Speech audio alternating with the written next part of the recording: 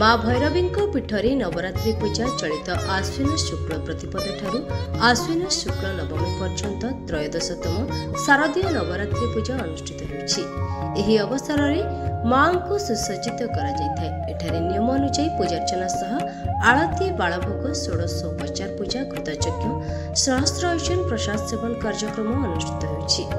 Mahuda grammar समस्त बासिंदा एथिरे श्रद्धार सह सहयोग करुछंती।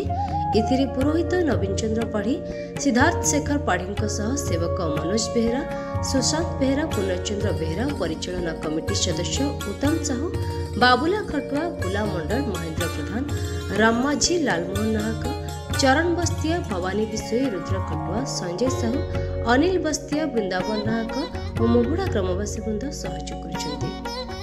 तो बहुत पुराना मंदिर प्रारंभ रू ये सप्तमी अष्टमी नवमी तीन दिन रात होता।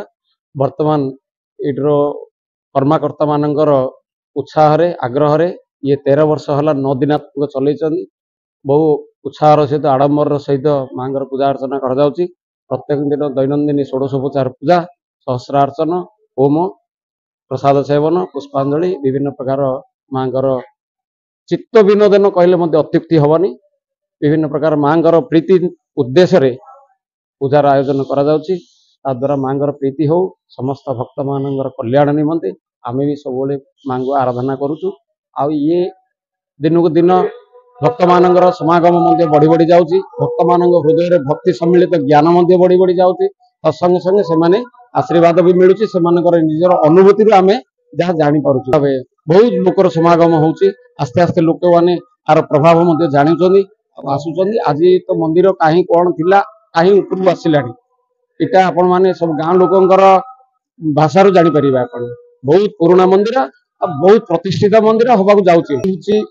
भैरवी द्वितीय भैरवी गंजाम जिले में द्वितीय भैरवी ये हूँ मोड़ा ग्राम अच्छी सी जो आम मंत्री भैरवी जाने समस्त जानीचे। इतिहास विषय तो बहुत पुराना आमर अभिज्ञ व्यक्ति मैंने सब कहे इतिहास विषय मुझे विशेष किसी ज्ञान दे पारि कि कहबी माँ जी घंटी बाड़ी से माँ आशीर्वाद पाई मुख्य नुह कहीं प्राधान्य नुह माँ पाखे समस्ते सामान माँ को समस्त माँ जगत डाकर माँ सी सेमनी किसी विशेष किए नुह आ समस्ते 3 जन पूजारी रही चलती पूजा नवरात्रि पूजा नवरात्रि स्वतंत्र पूजा बेले पूर्व 3 दिन होता एवं नवदिनात्मक पूजा हो 9 दिन हो षोडशोपचार पंचोपचार पूजा चलती प्रसाद सेवन जमी कथा पूर्व होम यज्ञ चलती पूजा नीतिकांति सकाଳେ जमी अवकाश अन्न भोग आलती संध्या आलती त्रिसंध्या काल जमी आलती हवा कथा सेमती संध्यार संध्यार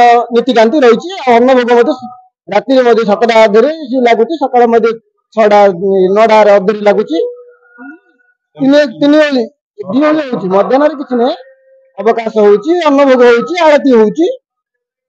रुद्र प्रसाद खटुआ भैरव मंदिर परिचालना कमिटी आमर एटा सर्व पुरातन मंदिर आमर गाँव में पूर्व पुरुष माने भी नवरात्रि पूजा कर प्रथम षष्ठी सप्तमी अष्टमी नवमी पालन होता। आज 13 वर्ष तले पूरा नवरात्रि प्रथम दिन ठारू नवमी पर्यंत नवरात्रि पूजा अनुष्ठित हो ग्रामवासी बृंद परिचालना कमिटी समस्त अनुरोध क्रमे भल भाव पूजा होची। माँ को कृपारू यह भविष्य आग को पूजा जारी रही। देखो आम गाँव प्राय 700 घर अच्छी समस्त घर जड़े जड़े समस्त आसुँच गोटे 500-700 लोक भक्त बाहर आसुँच बाहर ब्रह्मपुर निकटस्थ ब्रह्मपुर पन्नीश्वर लोक मैंने आसिक माँ को दर्शन कर जाऊँ। ब्रह्मपुर गोपाल कृष्ण रेड्डी रिपोर्ट गंजाम समाचार।